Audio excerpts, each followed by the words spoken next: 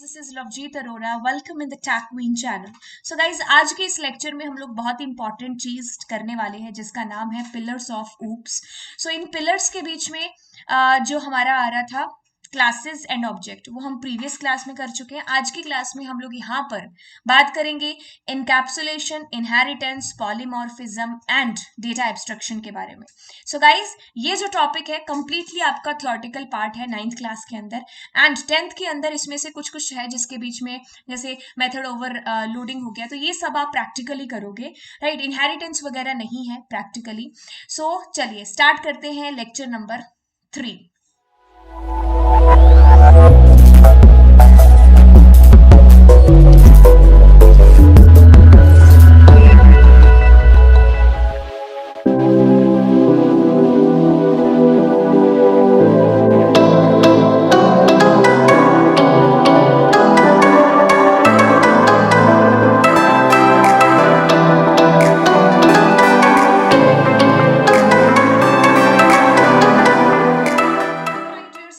This is Lovejeet Arora. So आज की class में हम लोग बात करने वाले हैं बाकी बचे हुए पिलर्स ऑफ ऊप्स के बारे में। लास्ट क्लास में हम लोगों ने डिस्कस किया था ऑब्जेक्ट्स क्लासेस के बारे में।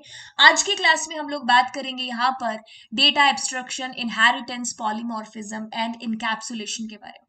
तो क्लास का आगाज करने से पहले यहाँ पर मैं आप लोगों को बता दूं, अगर आप क्लास 9th में हो और अगर आप क्लास 10th के अंदर हो, तो एक चीज देखो कि आपको जो भी पढ़ाई करनी है, जो भी हमारी क्लासेस चलेंगी, राइट, तो इसमें आप लोग अभी से ही 2 कॉपीज हैं जिसको बना लो, क्योंकि आपका 10th में जो पेपर आएगा वो 2 पार्ट्स में डिवाइड होगा। यानी कि एक सेक्शन को नाम करूं मैं सेक्शन ए और दूसरा आपका होता है सेक्शन बी। तो सेक्शन ए आप लोगों का 40 मार्क्स कैरी कर रहा होता है, और ये सेक्शन बी यानी कि कंप्लीटली टोटली प्रोग्राम्स होते हैं इसके अंदर, राइट। तो आपको 6 प्रोग्राम में से 4 प्रोग्राम यहाँ पर करने होते हैं, पूरा टोटली आपका प्रोग्रामिंग बेस्ड होता है ये वाला बी सेक्शन। तो अभी से आप इस तरीके से कॉपी बनाना स्टार्ट कर दो कि सेक्शन ए 40 नंबर के लिए और सेक्शन बी 60 मार्क्स के लिए। जो सेक्शन ए है उसके अंदर आपको कोई थ्योरेटिकल नहीं आएगा कि अगर आप सोचो कि थ्योरी आपको महाभारत लिखनी है, नहीं, ऐसा नहीं होगा। उसमें भी आउटपुट बेस्ड क्वेश्चन आएंगे। आपको कोड दिखा होगा, आउटपुट लिखना होगा। आपको जैसे टर्नरी से इफ से टर्नरी में, इस तरीके से आपको कन्वर्जन, मतलब वो भी आपका लॉजिकल बेस्ड ही है, राइट। तो ये आपको कॉपी अलग से प्रिपेयर कर लो, और दूसरी जो आपकी सेक्शन बी की है 60 मार्क्स की, वो अलग से प्रिपेयर कर लो, राइट। तो इस तरीके से दोनों के बीच में अगर आप बैलेंस बना के चलोगे, तब आप जाकर के परफेक्ट जो 100 है उसको अचीव कर पाओगे, राइट। तो आज के टाइम में ऑफ कोर्स सिलेबस कंप्लीट करना कोई बड़ा टास्क नहीं है। आप लोग कहीं से भी यूट्यूब से लेक्चर इकट्ठे करके आप अपना सिलेबस कंप्लीट कर लोगे, लेकिन सिलेबस के साथ साथ में, यानी कि हार्ड वर्क जो आप कर रहे हो उसके साथ साथ स्मार्ट वर्क का होना बहुत जरूरी है। तब जाकर के आपका बनेगा परफेक्ट स्माइली वाला 100, राइट। ठीक है, तो चलिए अब स्टार्ट करते हैं इसके बाद में क्लास को। सो गाइज, हम लोग यहाँ पर सबसे पहले बात करेंगे एब्स्ट्रक्शन के बारे में, इनहेरिटेंस, पॉलीमॉर्फिज्म, इनकैप्सुलेशन। के आगे आगे मैंने रेड कलर से कुछ कुछ थोड़ा थोड़ा लिखा है, जैसे कि डेटा हाइड हो गया एब्स्ट्रक्शन, फिर रीयूजेबिलिटी लिखा है, पॉलीमॉर्फिज्म के बारे में लिखा है कि मेनी फॉर्म्स, और इनकैप्सुलेशन को भी लिखा है, that is also data hiding. तो गाइज, यही इसी के बीच में इसकी डेफिनेशन छुप रखी है। तो चलिए अब एक एक करके इनकी छुपी हुई डेफिनेशंस को बाहर निकालते हैं और बात करेंगे सबसे पहले इनकैप्सुलेशन की। तो अगर मैं आपके सामने कैप्सूल का एग्जांपल लूं, मैंने बहुत बार खाया होगा, तो उस कैप्सूल के अंदर जो मटेरियल होता है, जो केमिकल्स तो नहीं कहेंगे उसको, अच्छा मटेरियल ही होता है जो हमारी बॉडी को सही करता है किसी चीज से, राइट, बचाने के लिए। तो उसके अंदर जो मटेरियल होता है, तो वो मटेरियल क्या है कि आउटर इंटरफेरेंस, जो एयर है बाहर की, या फिर हमारे हाथ वाथ ना लग जाए, तो उससे वो उसका जो असर है वो खत्म हो जाएगा। तो इसलिए उसको बचा करके उस कैप्सूल के अंदर रैप करके दिया जाता है और फिर हम उसको खाते हैं, ऐसा कुछ होता है।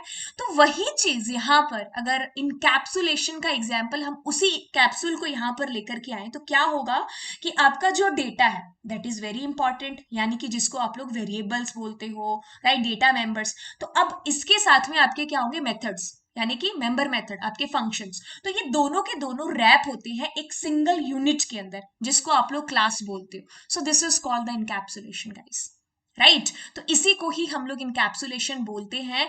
1 या 2 नंबर का क्वेश्चन आपको इसमें आता ही आता है। बोर्ड्स के अंदर भी अगर आप पिछले 10 साल के पेपर उठा करके देख लो तो आपको ये क्वेश्चन कहीं ना कहीं जरूर मिलेगा और उसमें लिखा होगा कि डिफाइन इनकैप्सुलेशन। 2 नंबर का 1 नंबर का क्वेश्चन और आपको सीधा सा इतना चीज है जो इसके अंदर लिखनी होती है, वो क्या कि wrapping data and functions together that is called in a single unit, that is called the encapsulation. और एक एग्जांपल देना नहीं भूलना वहां पर, राइट अगर आप एग्जाम्पल नहीं दे सकते तो सिंटेक्स जरूर है जो आप लोगों को लिख करके आना है।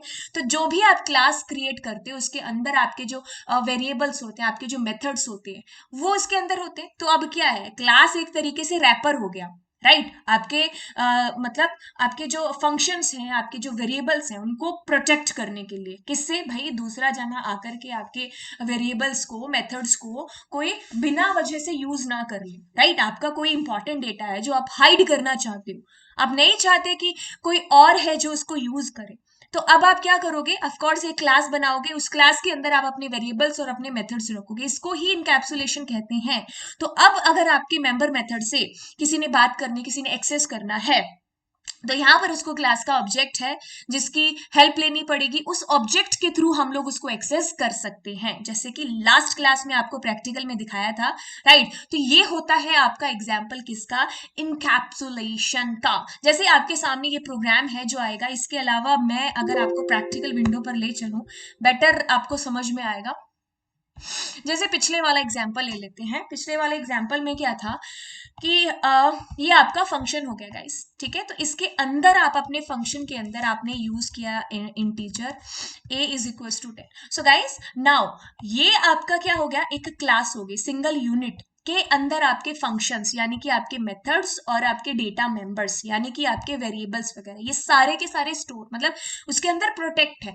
अब इनके साथ किसी ने बात करनी है, जैसे मुझे इसको एक्सेस करना है, पब्लिक वॉइड लवजीत को, तो अब मुझे क्या करना पड़ेगा, इसके चौकीदार से, इसके वॉचमैन से, यानी कि इसके ऑब्जेक्ट से मुझे बात करनी पड़ेगी, उसके through I can access, right? So this is called the encapsulation, means your data, your member method, so they are wrapped together in a single unit, unit मतलब एक particular class, ओके तो इसके अंदर आते हैं, राइट तो this is the definition for encapsulation, right तो encapsulation आपका यहाँ पर इतना सा हो गया।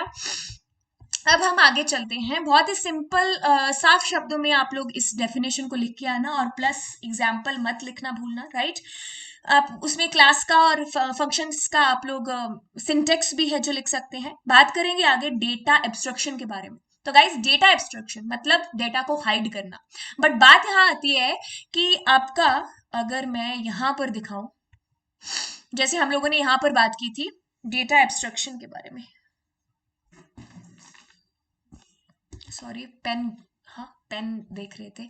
सो देखो डेटा एब्स्ट्रक्शन के बारे में, डेटा एब्स्ट्रक्शन मतलब डेटा को हाइड करना, and encapsulation is also the same way to hide the data, but दोनों में हाइड डेटा है, but what is the difference between both then the data abstraction and what is the encapsulation. So what is the difference between both guys, यहाँ पर आपका data आपको hide करना है, but कौन सा डेटा जो आपको हाइड करना है, आपको ऐसा डेटा हाइड करना है जो कि यूजर के लिए इंपॉर्टेंट नहीं है। जैसे कि अब इस मोबाइल फोन की बात ले लेते हैं, बात कर लेते हैं, तो इस मोबाइल फोन में क्या है कि मैं एक यूजर हूं इस फोन के लिए, तो अब क्या होगा कि इसके जो इंटरनली, मैंने अभी व्हाट्सएप ओपन किया, मुझे मुझे कुछ नहीं जानना है कि क्या होगा इसके अंदर, एप्लीकेशन सॉफ्टवेयर है, उस वो एप्लीकेशन सॉफ्टवेयर जाकर के क्या करेगा, आपके सिस्टम सॉफ्टवेयर को उठाएगा, सिस्टम सॉफ्टवेयर हार्डवेयर को रिस्पॉन्स करेगा, हार्डवेयर आपका वापस आपके सिस्टम सॉफ्टवेयर यानी कि एंड्रॉइड को, एंड्रॉइड वापस जाकर के आपके एप्लीकेशन सॉफ्टवेयर को, और फिर मेरे पास में रेस्पॉन्स है जो आएगा। अब ये इतनी चीजें मैंने आपको बताई, तो हम और आप तो कंप्यूटर साइंस से रिलेट करते हैं, तो हमें तो चीज ठीक है, हमें समझ में आ गई, बट आम यूजर को क्या लेना देना इस चीज से, राइट या मुझे भी क्या लेना देना कि मैं फैन का बटन ऑन करूं और मुझे अंदर की प्रोसेस से क्या मतलब है।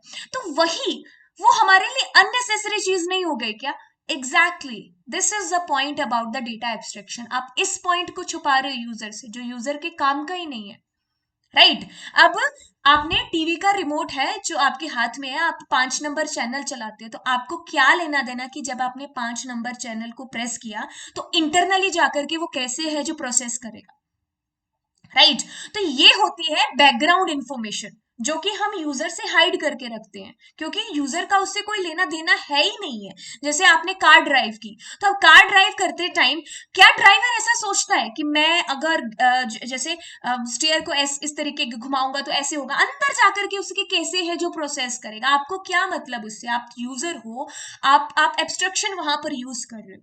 ओके, तो आपको यहाँ पर विदाउट इंस्ट्रक्शन आप खोल खोल के देखो कि अरे इसको प्रेस करेंगे तो क्या होगा क्या होगा क्या होगा, मतलब वो इंफॉर्मेशन एज ए ड्राइवर आपके लिए इंपॉर्टेंट नहीं है, वो एक बैकग्राउंड डिटेल है, वो मैकेनिक का काम है, राइट। ठीक है, आपका काम क्या है वहां पर उस चीज का यूज करना। जैसे आप समझ लो आप प्लेन में सफर कर रहे हैं, तो आप प्लेन चलाने का काम, सारा काम किसका है, ऑफ कोर्स वो पायलट का है, वो पायलट के अंडर में है। तो आप वहां बैठे बैठे थोड़ी सोचोगे कि इंटरनली वो चीज कैसे प्रोसेस कर रही है। ठीक है, तो ये बेकार की जो बैकग्राउंड डिटेल्स होती है, एक्स्ट्रा इंफॉर्मेशन, उसको आप हाइड करते हो अपने यूजर से। This is called the data abstraction. तो इस टाइप के डेटा हाइडिंग की बात है जो यहां पर हम लोग कर रहे हैं, राइट। तो ये इस टाइप का डेटा है जिसको आपको हाइड करना है, अननेसेसरी पार्ट, राइट। अब एक और एग्जाम्पल ले लेते हैं यार, अब यहां पर एग्जाम्पल लेते हैं, जैसे system dot out dot print ln है। तो ये एक बना बनाया फंक्शन है यार, बना बनाया फंक्शन। मैंने इस फंक्शन को कॉल किया, मैंने इसको यूज किया प्री डिफाइंड फंक्शन को, और मैंने कुछ भी प्रिंट करा दिया। अब मुझे इंटरनली जानने की जरूरत नहीं है कि जब मैंने ये लिखा तो अंदर क्या प्रोसेस हुआ, कैसे जाकर के ये फंक्शन कॉल, ये फंक्शन कॉल हुआ और कैसे जाकर के ये प्रिंट हुआ। आप ब्लूजे के एक यूजर हो, आप जावा लैंग्वेज है जो इसके ऊपर लिख रहे हो और अपना काम है जो कर रहे हो। सो इंटरनल जो डिटेल है, एक्स्ट्रा डिटेल है, फालतू की डिटेल है, वो आपके लिए मेरे लिए नेसेसरी नहीं है। तो ये होता है डेटा एब्स्ट्रक्शन, राइट। तो चलिए अब हम वापस वापस चलते हैं यहाँ पर। तो डेटा हाइडिंग हम लोगों को पता चल गया कि डेटा हाइड करना है, बट किस टाइप का करना है। ठीक है, अननेसेसरी पार्ट है जो हम हाइड कर रहे हैं यूजर से, राइट। अब पबजी खेलते खेलते आप लोगों को इंटरनल प्रोसेस दिखाने लग जाए तो आप बोर हो जाओगे। आपको क्या मतलब कि जब आपने कोई गन चूज किया है तो इंटरनली वो कैसे प्रोसेस करा, आपके सामने ग्राफिक्स है, ग्राफिकल यूजर इंटरफेस है, आप प्रेस करते हो गन आपको मिल जाती है, दैट्स इट। आपका मेरा काम सिर्फ इतना है, but you don't know internally how it is processing, right. So वो आपका काम नहीं है, वो उनके प्रोग्रामर्स ने वो गेम है जो बना दिया, उनको पता है उसके बारे में। So that is the you can say that extra information, background detail है जो हमसे आपसे है, जो छुपाई जाएगी, राइट। तो इसको हम लोग एब्स्ट्रक्शन बोलते हैं। तो हम लोग जब एब्स्ट्रक्ट क्लासेस वगैरह यूज करते, तो अब वैसे आप लोगों के है नहीं एब्स्ट्रक्ट क्लास, एब्स्ट्रक्ट मेथड, ये सारी चीजें नहीं है आपके। आप जब डिटेल में जाओगे, इवन 10th क्लास में भी नहीं है एब्स्ट्रक्ट क्लासेस का इतना ज्यादा रोल, इतना इतना ज्यादा क्या, बिल्कुल भी नहीं है। तो जब आप जावा को फर्दर स्टडी करोगे, ऑफ कोर्स 11th के अंदर, 12th के अंदर, तो वहां पर आप एब्स्ट्रक्ट क्लासेस हैं जिनको आप यूज करोगे।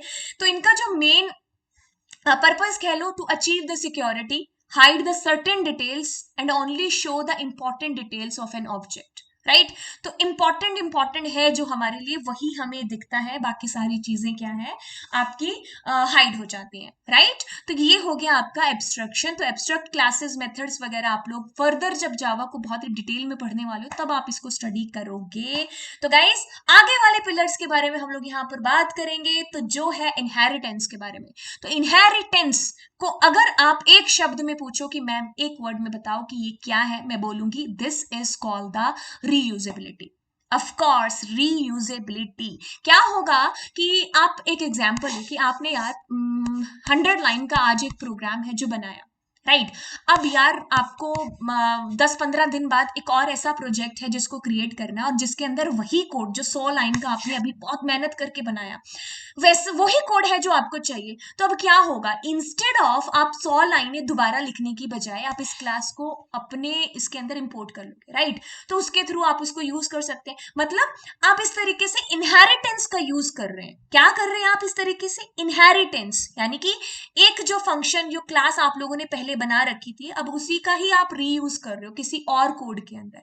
सो this is called the reusability. To achieve the reusability we are using there the inheritance, right. तो यहां पर आपकी एक मेन क्लास एक बेस क्लास बन जाती है, फिर उसकी चाइल्ड क्लासेस होती हैं। तो जो मेरी ये व्हीकल क्लास है, इसकी चाइल्ड क्लासेस होगी कार और ट्रक, दोनों की दोनों, राइट। तो चलिए आगे हम लोग बात करेंगे। यहां पर देखो मेरे पास में क्या है, जैसे ये है पापा जी, ठीक है।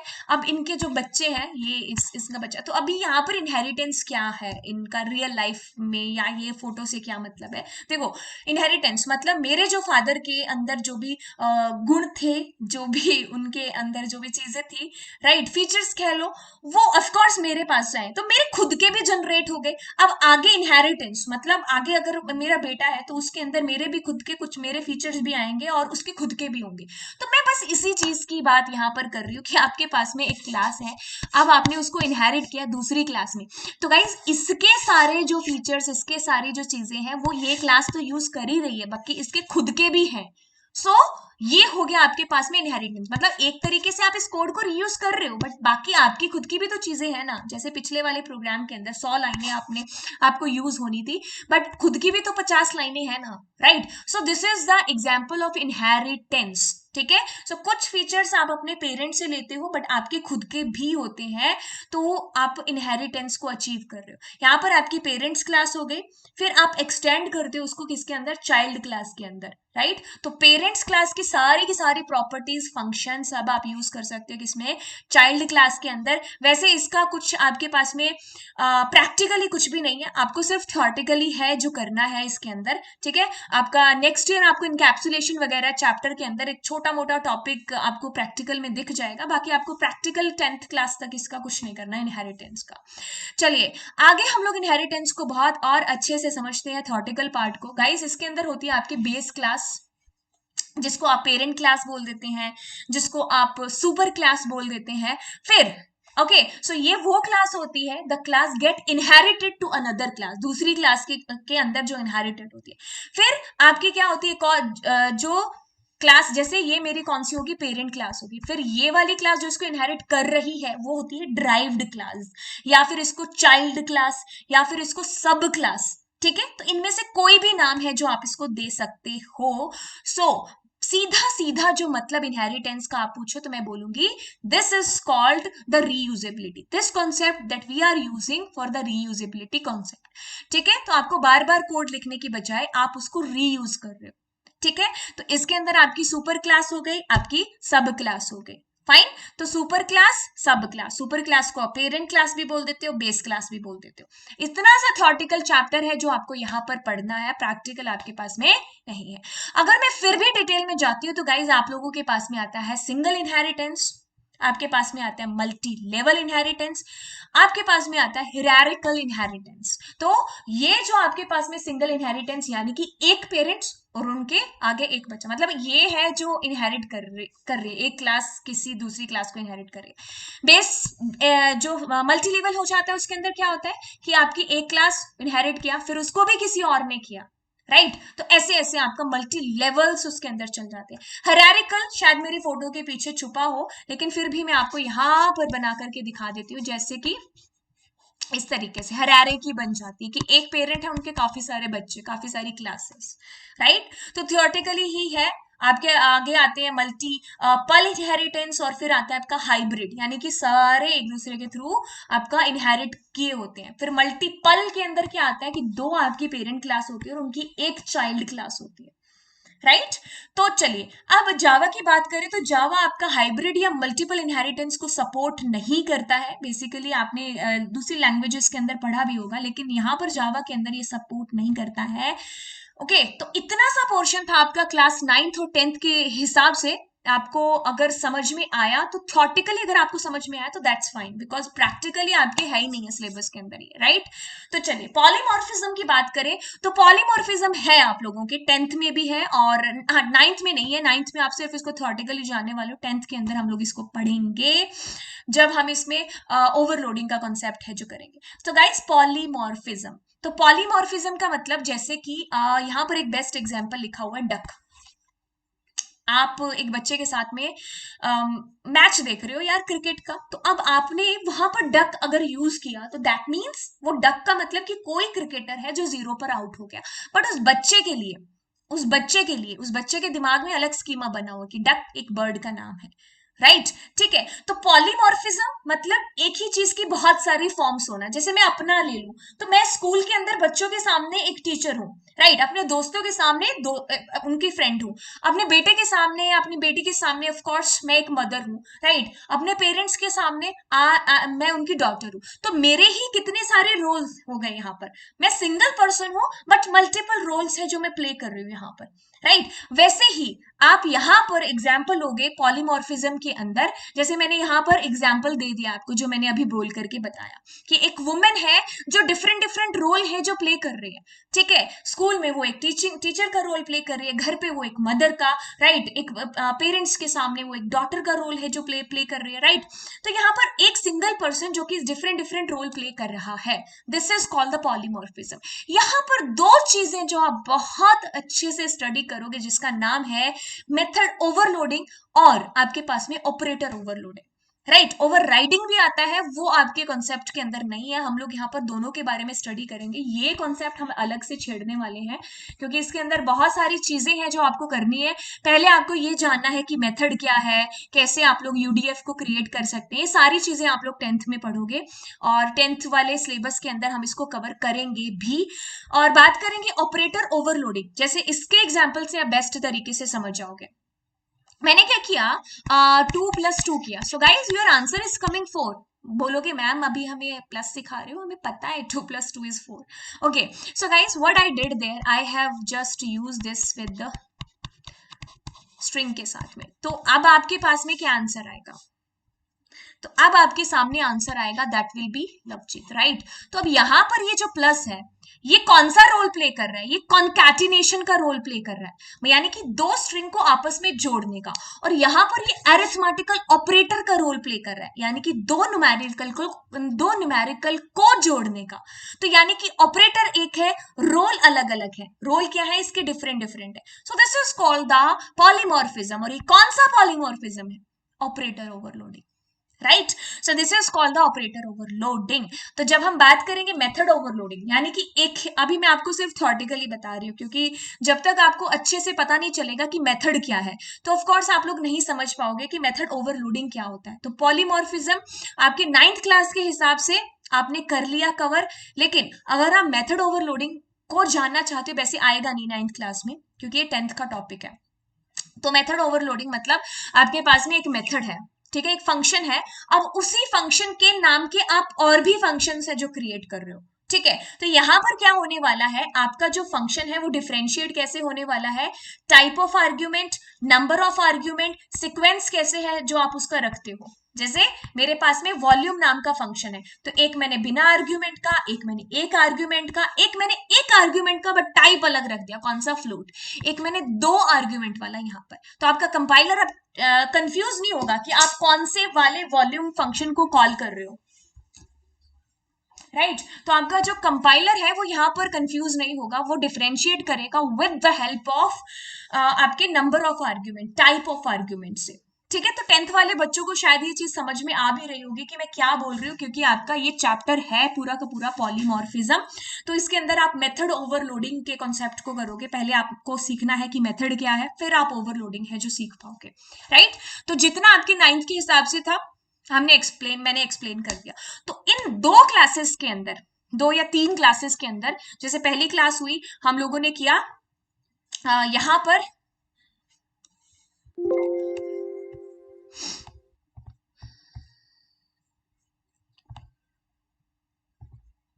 yes now it will be perfect, right। so in 3 classes के अंदर गाइज हम लोगों ने क्या किया, पहली क्लास में हम लोगों ने देखा ऊप्स वर्सेस पीओपी, यानी कि object oriented programming versus procedural oriented programming, right. फिर आपने देखा कि what is object, what are the classes, right, इनके बीच में रिलेशनशिप क्या है, दोनों कैसे एक दूसरे, मतलब कैसे आपकी क्लास है जो एक ऑब्जेक्ट फैक्ट्री कहलाती है और एक कैसे ऑब्जेक्ट है वो इंस्टांस कहलाता है क्लास का। फिर आपने देखा what is polymorphism, inheritance, abstraction, encapsulation. अगर मैं आपको अभी एक बहुत इंपॉर्टेंट चीज बताऊं तो 9th क्लास में आपको सिर्फ और सिर्फ इनकी डेफिनेशंस, मतलब यहां पर आपको सिर्फ थ्योरेटिकल रटना है, और जब 10th में आओगे आप लोग, या 10th के बच्चे हैं जो देख रहे हैं as a 9th class revision, तो आपका इनकैप्सुलेशन इस साल आपका ये आपका 2021 के सिलेबस में डिलीट हो चुका है, तो 10th क्लास वालों को ये नहीं पढ़ना है। सो इनहेरिटेंस, आपका डेटा एब्स्ट्रक्शन, इनके कोई आपको प्रोग्राम कुछ नहीं आने वाले इनहेरिटेंस के, तो इनहेरिटेंस आपको सिर्फ थियोरेटिकली देखना है, डेटा एब्स्ट्रक्शन भी आप थियोरेटिकली देखोगे। वैसे इसका प्रैक्टिकल आपको करने की जरूरत ही नहीं, क्योंकि क्लास आप जब क्रिएट करते हो इसके अंदर डेटा मेंबर सारी चीजें, वो एब्स्ट्रक्शन ही तो हो गया। फिर आप बात करोगे पॉलीमॉर्फिज्म की, तो हाँ, पॉलीमॉर्फिज्म के अंदर आपके पास में आने वाला है ओवरलोडिंग, आपके पास में आने वाला है मेथड ओवरलोडिंग और ऑपरेटर ओवरलोडिंग। ऑपरेटर ओवरलोडिंग नहीं आएगा, but method overloading of course आपको नेक्स्ट ईयर, कंस्ट्रक्टर ओवरलोडिंग, ये सारी चीजें आप लोग अगले साल पढ़ोगे, राइट। तो ये चीजें हम लोग आज की डेट तक कर चुके हैं। तो अगर मैं आपको आपका सिलेबस दिखाऊं, यानी कि क्लास 10th को सिलेबस दिखाएं, तो क्लास 10th का सिलेबस है, हाँ गाइस, अभी 3 क्लासेस के अंदर में हम लोगों ने इंट्रोडक्शन टू ये कर लिया, एलिमेंट्री कॉन्सेप्ट ये कर लिया, यानी कि इतने चीजें हैं जो हम लोग कर चुके हैं, जिसको पोर्शन मैंने येलो कर दिया है। बाकी नेक्स्ट क्लास से हम लोग वैल्यू एंड डेटा टाइप्स को पढ़ेंगे, ऑपरेटर्स को देखेंगे, इनपुट कैसे कर सकते हैं जावा के अंदर, सो मैथमेटिकल लाइब्रेरी मेथड्स, ये सारी चीजें हम लोग एक एक करके देखने वाले हैं, राइट। तो आप लोग अब बस एक चीज करते रहिए, चैनल को सब्सक्राइब, शेयर, लाइक, ये चीजें, ठीक है। तो गाइज बाय, मिलते हैं नेक्स्ट वीडियो के अंदर।